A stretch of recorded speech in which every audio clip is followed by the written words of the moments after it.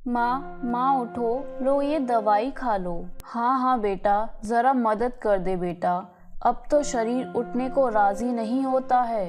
राधा अपनी माँ सावित्री को सहारा देकर बिस्तर पर बिठाती है। राधा बहुत ही समझदार और एक जिम्मेदार लड़की थी।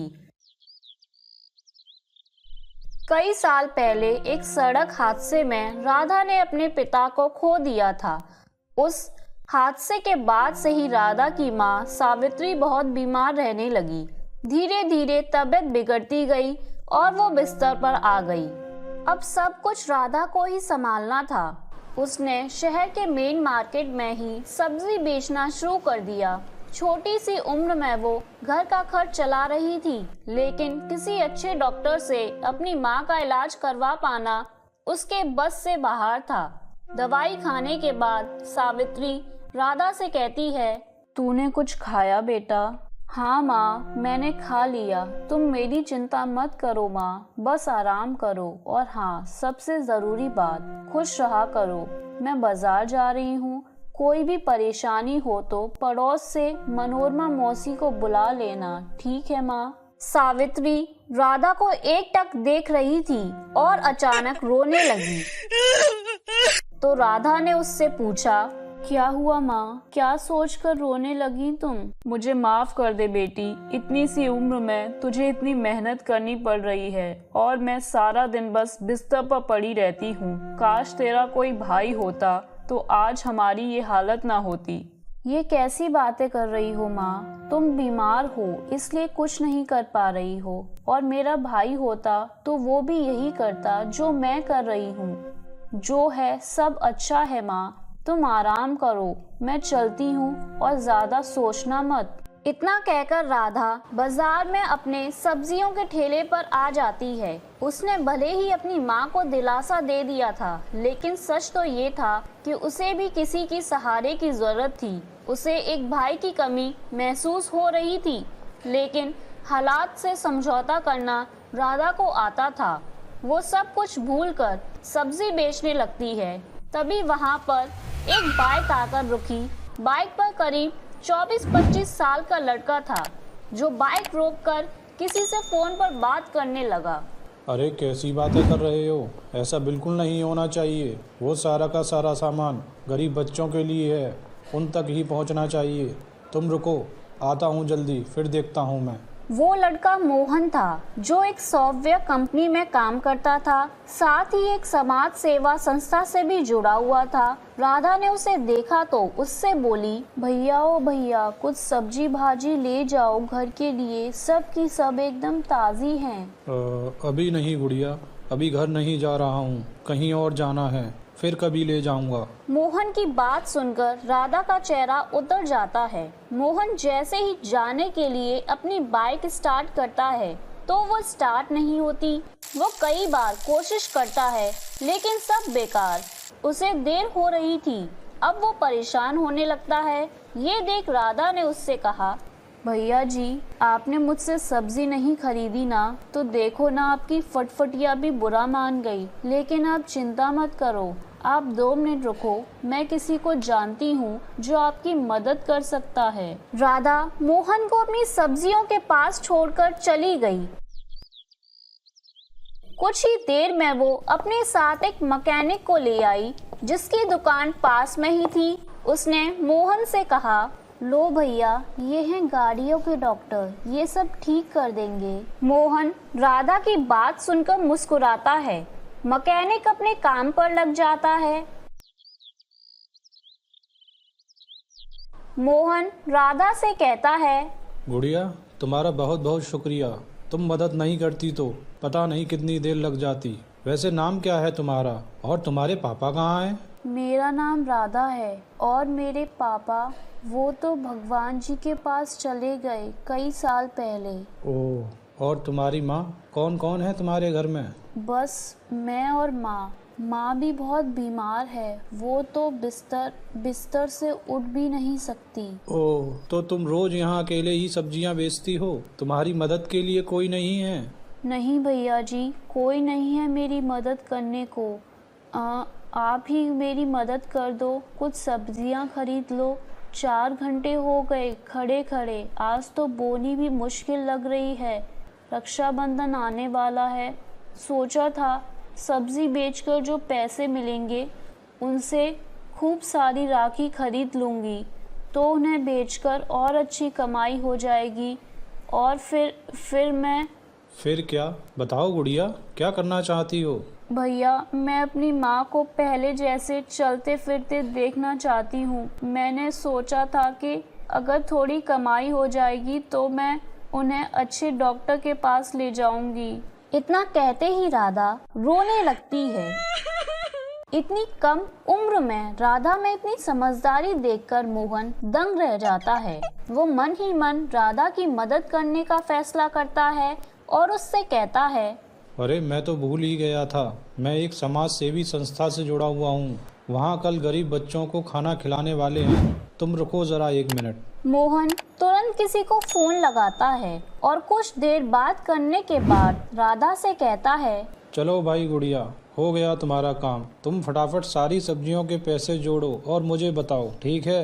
अभी थोड़ी देर में एक लड़का आएगा और वो तुम्हारी सारी सब्जियां लेकर जाएगा, ठीक है? अरे भैया, आपका बहुत बहुत शुक्रिया।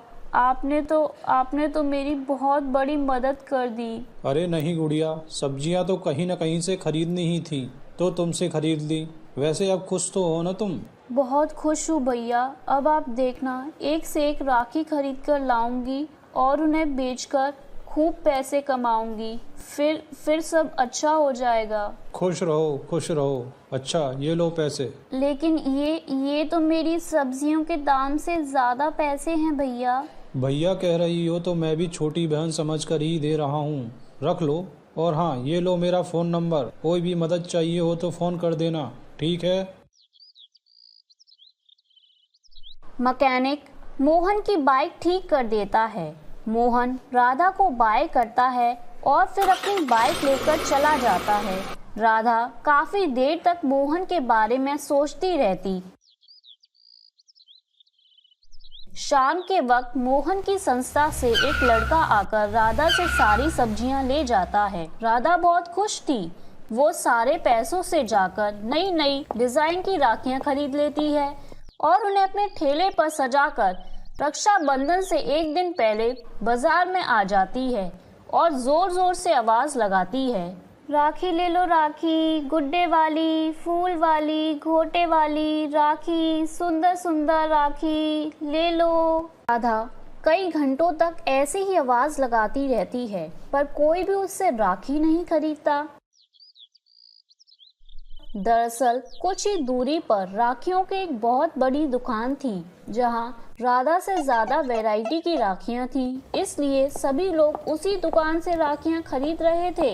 ये देख राधा फिर से उदास हो गई। शाम हो गई थी पर उसकी एक भी राखी नहीं बिकी। वो अपनी दुकान बंद करके घर पहुंची तो उसे उदास देखकर सावित्री ने उससे पूछा, क्या हुआ राधा बेटी, जाते हुए तो तू बड़ी खुश थी। क्या बताऊं माँ, पूरा दिन धूप में चिल्लाती रही पर किसी ने भी एक राखी नहीं खरीदी मुझसे। सब लोग उस मनोहर की दुकान पर ही जा रहे थे। कल रक्षाबंधन है, अगर कल भी मेरी राखी नहीं बिकी तो क्या होगा माँ? हिम्मत मत हार बेटी, भगवान किसी को तो भेजेगा। राधा ने अपने सारे पैसे राखी खरीदने में लगा दिए थे। अब तो उसके पास बेचने के लिए सब्जियां भी नहीं थी और ना ही वापस सब्जियां खरीदने के लिए पैसे। अगले दिन रक्षाबंधन था। वो सुबह सुबह ही अपनी राखियां लेकर बाजार पहुंच गई। एक दो लोगों ने आकर उसकी राखी देखी जरूर, पर खरीदी नहीं। राधा का सब्र टूटता जा रहा था। तभी उसने सामने से मोहन को आते देखा। अरे भैया, आप कैसे हो आप? अरे गुड़िया, मैं अच्छा हूँ गुड़िया, तुम्हारी राखियाँ देखने आया हूँ और खरीदने भी। अच्छा तो लीजिए ना, बहुत बहुत सारी खूबसूरत राखी हैं। राधा खुश दिखने की कोशिश तो कर रही थी, पर मोहन उसका चेहरा देखकर सब समझ गया था। उसने आते हुए राखियों की दुकान और उसमें लगी भीड़ देख ली थी और उसे समझने में देर नहीं लगी कि राधा को अपनी राखियां बेच पाना कितना मुश्किल है। उसने राधा से कहा, गुड़िया तुम बहुत छोटी हो, इतनी सी उम्र में तुम में जो हौसला है उसकी जितनी तारीफ की जाए वो कम है। लेकिन बेटा ऐसे काम नहीं चलेगा, तुम्हें कुछ और सोचना होगा। मतलब भैया मैं कुछ समझी नहीं। मोहन उसकी तरफ देखकर मुस्कुराता है और अपनी बाइक को साइड में लगाकर राधा की जगह जाकर खड़ा हो जाता है और जोर जोर से चिल्लाने लगता है, ले लो किस्मत वाली राखी ले लो, इसे खरीदोगे तो किस्मत खुल जाएगी, हर मुश्किल दूर भाग जाएगी। जिस भी भाई की कलाई पर बंधेगी ये राखी, उसकी उम्र 100 साल हो जाएगी। ले लो किस्मत वाली राखी ले लो। मोहन की पर्सनैलिटी बहुत अच्छी थी। लोग उसे राखियां बेचते हुए देखकर पहले ही चौंक गए थे। ऊपर से मोहन का उनको बुलाने का तरीका भी अलग था। धीरे धीरे लोग उसके पास आते गए और राधा उन्हें राखियां बेचती गई। मोहन इसी तरह मजेदार बातें करके लोगों को आकर्षित करता गया। कुछ ही देर में राधा की सारी राखियां बिक गई। ये देखकर मोहन बहुत खुश हुआ। उसने राधा से कहा, देखा गुड़िया, ऐसे बेचते हैं सामान, सारी राखियां बिक गई तुम्हारी। नहीं भैया, सारी नहीं बिकी। मैंने एक राखी बचा कर रखी है। लेकिन क्यों गुड़िया? अभी तो तुमने एक ग्राहक से कहा कि सारी राखियां बिक गई हैं, उसके लिए नहीं बची हैं। तुमने ये राखी उसे क्यों नहीं दी? क्योंकि ये राखी बेचने के लिए नहीं बल्कि मेरे भैया की कलाई पर सजने के लिए है। मैं जानती हूँ कि मेरी हैसियत बहुत छोटी है। मुझे हमेशा से एक भाई की कमी महसूस होती थी। अगर आपको बुरा ना लगे तो मैं क्या आपको ये राखी बांध सकती हूँ? हाँ, क्यों नहीं गुड़िया, मेरी भी कोई छोटी बहन नहीं है। और सच कहूँ तो तुम्हें देखकर मुझे भी ऐसा लगा कि अगर मेरी कोई छोटी बहन होती तो बिल्कुल तुम्हारे जैसी नटखट होती। इतना कहकर मोहन अपना हाथ राधा की तरफ बढ़ा देता है और राधा उसकी कलाई पर राखी बांध देती है। दोनों बहुत खुश थे। फिर मोहन राधा को एक तोहफा देता है। राधा चौंक जाती है और कहती है, अरे भैया, ये मेरे लिए। हाँ, तुम्हारे लिए ही है। अब बातें छोड़ो और जल्दी से इसे खोल कर देखो। राधा जल्दी से अपना तोहफा खोलती है। उसमें शहर के बड़े डॉक्टर से अपॉइंटमेंट का पर्चा था। राधा की आंखों में आंसू आ जाते हैं। वो बस मोहन की तरफ देखती रह जाती है, कुछ नहीं बोल पाती। तुमने जितने दुख झेलने थे झेल लिए मेरी बहन। अब तुम्हारा भाई आ गया है जो सब ठीक कर देगा। तो मेरे प्यारे दोस्तों, कैसी लगी आपको मेरी ये कहानी? मुझे कमेंट करके ज़रूर बताएं और इसे अपने दोस्तों के साथ शेयर करें। और हाँ दोस्तों, अगर आपने अब तक मेरे चैनल को सब्सक्राइब नहीं किया है तो जल्दी से नीचे वाला काला बटन दबाकर सब्सक्राइब कर लें। तो मिलती हूँ मैं आप सभी से फिर एक नई कहानी के साथ। तब तक के लिए आप अपना ध्यान रखें। बाय बाय दोस्तों।